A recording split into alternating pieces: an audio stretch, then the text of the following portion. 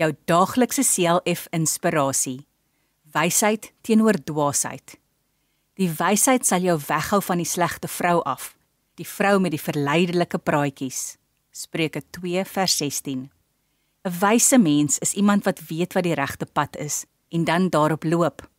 'n Wyse mens weet wat reg en billik en eerlik is, watter keuses om te maak, watter woorde om te sê en wanneer om dit te sê. Wysheid is iets wat die Here vir ons gee. Ons kan bid en vra dat hy ons leer om verstandig te lewe. In sy woord leer hy ons die regte pad.